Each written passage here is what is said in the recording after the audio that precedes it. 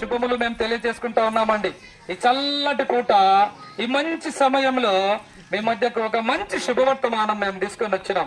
మీరు ఈ లోకంలో ఎన్నో వార్తలు వింటా ఉంటారు కదా, అయితే అవన్నీ లోకానికి సంబంధించినవి, అవన్నీ లయమైపోయే మాటలు. ఇప్పుడు మేము చెప్పబోయే మాటలు పరలోకానికి సంబంధించినవి, దేవునికి సంబంధించిన మాటలు. మీరందరూ ఎక్కడ ఉన్నా కూడా కొన్ని నిమిషాలు ఇక్కడ దేవుని మాటలు వినాల్సిందిగా ప్రేమతో ఆహ్వానిస్తా ఉన్నాం. దేవుని వాక్యము ఈ విధంగా మాట్లాడుతా ఉంది.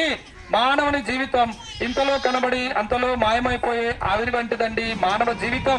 ప్రియ సహోదరి సహోదరుడా, ఈ మాటలు వింటున్నటువంటి మీ అందరికి కూడా తెలుసు, నీటి ఆవిరి ఎంతసేపు ఉంటుందండి, నీటి బుడగ ఎంతసేపు ఉంటుందండి. ఇప్పుడు మనం చూస్తాము, మనం చూస్తా ఉన్నట్టుగానే నీటి బుడగ మాయమైపోతుంది. అలాగే మానవ జీవితం కూడా ఎప్పుడు ఎక్కడ ఎలాగ ముగుస్తుందో ఎవరికి తెలియదు. ఈ లోకంలో చాలా మంది జన్మించినారు. వాళ్ళందరూ ఎందుకు వచ్చినారో తెలుసా? పాపలను చంపాలని వచ్చినారు, పాపలను శిక్షించాలని వచ్చినారు, పాపలను దండించాలని వచ్చినారు. అయితే పాపుల కొరకు ప్రాణం పెట్టడానికి వచ్చిన వారు యేసుక్రీస్తు ప్రభు వారు మాత్రమే. మానవుని జీవితం ఎంత చెడిపోయిందండి. మానవుని జీవితం అంతా రోత. మానవుని హృదయంలో నుండి అనేక పాపాలు బయలు వెళ్లి మానవుని అపవిత్రం చేస్తా ఉన్నాయి. దొంగతనములు, జారత్వము, వ్యభిచారము, మత్సరమును, కామము, ఇవన్నీ కూడా మానవుని హృదయంలో నుండి బయలు వెళ్లి మానవుని అపవిత్రం చేస్తా ఉన్నాయి. కనుక అపవిత్రమైన జీవితంతో మనం దేవుని చూడలేం. ఈ అపవిత్రమైన హృదయంతో మనం స్వర్గరాజ్యం చేరుకోలేం. ఈ అపవిత్రమైన జీవితంతో ఈ లోకంలో నెమ్మదిగా మనం ఉండలేం. అందుకే చూస్తూ ఉంటాం కదా, గొప్ప గొప్ప వాళ్ళ ఇళ్లలో కూడా ఆత్మహత్యల గురించి మనం వింటా ఉంటాం. ఎందుకో తెలుసా? మరి మనం అనుకుంటాం అంత డబ్బు సంపాదించారు కదా, వాళ్ళకి ఇంకెందుకు భయము, వాళ్ళు ఎందుకు చచ్చిపోవాలని మనం అనుకుంటాం కదా. ఎందుకో తెలుసా? వాళ్ళకు శాంతి లేదండి, సమాధానం లేదు. ఎందుకు? వాళ్ళ హృదయంలో పాపం ఉంది కనుక. ఇది నాడు మానవుడు ఎంత సంపాదించినా తృప్తి లేదు, ఎంత తిన్నా తృప్తి లేదు, ఎంత తాగినా తృప్తి లేదు. దీనికి కారణం మానవులో ఉన్నటువంటి పాపం. ప్రియ సోదరి సోదరుడా, ఈ లోకంలో ఈ యొక్క పాపిని రక్షించడానికి, పాపిని పరలోకం చేర్చడానికి సృష్టికర్త అయినటువంటి దేవుడే నరావతారిగా భూమి మీదకి అవతరించినాడు. ఆయనే యేసుక్రీస్తు ప్రభుల వారండి. యేసు అంటే రక్షకుడు. ఒక జాతికి, ఒక కులానికి, ఒక మతానికి సంబంధించిన వాడు కాదు. మనందరికి గాలి ఒకటి ఏ విధంగా ఉంది కదా, గాలి అందరం పీల్చుకుంటా ఉన్నాం. మంచోళ్ళు పీల్చుకుంటా ఉన్నారు, చెడ్డోళ్ళు పీల్చుకుంటా ఉన్నారు, అన్ని జాతుల వారు పీల్చుకుంటా ఉంటారు.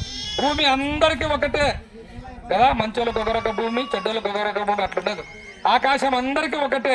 అలాగనే అందరికీ దేవుడు ఒక్కడే, దేవునికి నరులకు మధ్యవర్తి ఒక్కడే, ఆయనే యేసుక్రీస్తు అను నరుడని దేవుని వాక్యం సెలవిస్తా ఉంది. కనుక కంటికి కనిపించని దేవుడు, ఆత్మస్వరూపైన దేవుడు నరావతారిగా భూమి మీదకి అరుదించినాడు. నినా పాపముల కొరకు యేసుక్రీస్తు ప్రభుల వారు ఈ లోకానికి అరుదించినాడు. మనము తలతో ఎన్ని పాపాలు చేస్తాం కదండి, చెడ్డ చెడ్డ ఆలోచనలు చేసినాం. అందుకే యేసయ్య తలకు ముళ్ళ కిరీటం పెట్టబడింది. ఈ రెండు చేతులతో ఎన్ని రకాల పాపాలు చేసినాం మనకే తెలియదు. అందుకే యేసు ప్రభుల వారు రెండు చేతులలో మేకులు కొట్టబడ్డాయి. రెండు కాళ్ళతో ఎన్ని పాప స్థలాలకు మనం వెళ్ళినాము. అందుకొరకు యేసు ప్రభు రెండు కాళ్ళలో శీలలు, ఈ ప్రక్కలో బల్లెపోటు. ఎందుకు తెలుసా? నీ కొరకే సహోదరుడా, నీ కొరకే సహోదరి, మనందరి పాపముల కొరకు యేసు ప్రభు ఆ సిలువను మోసినాడు. ఆ గరుకురాల మధ్యలో, ఆ కొండలో, ఆ ఎర్రటి ఎండలో, ఆకాశానికి భూమికి మధ్య ఆ సిలువలో వేలాడినాడు. మనందరి పాపముల కొరకే సిలువలో మరణించినాడు, సమాధి చేయబడినాడు, మూడో దినాన తిరిగి లేచినాడు. ఈ సాయంకాల సమయంలో నువ్వు పాపం ఒప్పుకుంటే యేసు ప్రభు క్షమిస్తాడు. నువ్వు అనుకోవచ్చు మేమేం పాపం చేసినామని.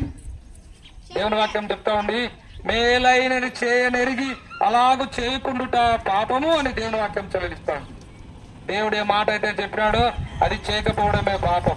కనుక ఈ పాప హృదయం నుండి తీసివేయాలని యేసు ప్రభు ఇష్టపడతా ఉన్నాడు. అందుకే నేను ప్రేమించి నీ కొరకు యేసు ప్రభు లోకానికి వచ్చినాడు. సిలువలో ప్రాణం పెట్టి తిరిగి లేచి అపరలోకానికి ఆరోహణుడు ఆయన. ఈ సాయంకాల సమయంలో ఈ గ్రామంలో నివసిస్తున్న మిమ్మల్ని అందరినీ కూడా యేసు ప్రభు ప్రేమిస్తా ఉన్నాడు. యేసు ప్రభు పిలుస్తా ఉన్నాడు. ఆయన మాటలు విని ఆయన చింతపరిచినట్లయితే నీ జీవితంలో నువ్వు శాంతి చూడగలవు, సమాధానం చూడగలవు, నెమ్మది చూడగలవు. ఈ లోకం విడిస్తే పరలోక రాజ్యములు, యుగాయుగములు ప్రభుతో కూడా నువ్వు ఉంటావు. అలాగన కాకపోతే నిత్య నరకం, అగ్నిగుండం, పాతాళము. ఈ లోకంలో పాపిని ప్రేమించేవారు ఎవరు లేరు. మార్కెట్కి వెళ్తాం, కుళ్ళిపోయిన టమాటాలు కొనుక్కుంటారు ఎవరైనా? ఎవరు కొనుక్కోరు. అంతేకాదు మన ఇంట్లో ప్రతి వస్తువు కూడా గ్యారంటీ ఉంది కదా. నేను మాట్లాడే మైక్ కూడా అహూజా కంపెనీ మైక్ కూడా గ్యారంటీ ఉంది ఎన్ని సంవత్సరాలని. అలాగే మన ఇంట్లో ఫ్యాన్ కు గ్యారంటీ ఉంది, మనం చూస్తున్న టీవీకి గ్యారంటీ ఉంది, మనం వాడే ప్రతి వస్తువుకు గ్యారంటీ ఉంది. నీ జీవితానికి గ్యారంటీ ఉందా? నీ జీవితానికి గ్యారంటీ ఎవరైనా ఇవ్వగలరా? ఎవరు ఇవ్వలేరు. మాటలు వింటున్న సోదరి సోదరుడా, ఇది నువ్వు గ్రహించాలని మేము కోరుతా ఉన్నాం. కనుక నువ్వు ఎంత గొప్పోడువైనా సరే, ఎంత పేదోడువైనా సరే, నువ్వెంత ధనికుడువైనా, ఎంత దరిద్రుడైనా, కోటీశ్వరుని మొదలు కూలికి వెళ్లే వాళ్ళ వరకు ఎవరైనా సరే దేవుడు పిలిచినప్పుడు అందరూ కూడా ఈ లోకం విడిచి వెళ్ళవలసినటువంటి వారే.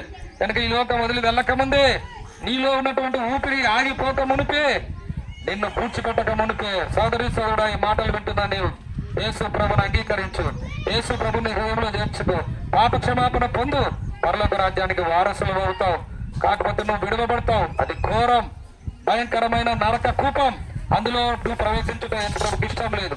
కనుక దేవుని వాక్యం చెప్తా ఉంది, కాలం సంపూర్ణమైనది, దేవుని రాజ్యము సమీపించినది, మారు మనసు పొందండి, రక్షణ సువార్తను నమ్మండి. ఇదే మిక్కిలి అనుకూల సమయం, ఇదే రక్షణ దినం, నేడే నీ రక్షణ దినం. మాటలు వింటున్న సోదరి సోదరుడా, ప్రభునేశ్వరుని విశ్వాసం ఉంచుము, అప్పుడు మీరును మీ ఇంటి వారిని గొప్ప ఆత్మరక్షణ, పాప క్షమాపణ, పరలోక రాజ్యం పొందగలరు. దేవుడి కొన్ని మాటలు దీవి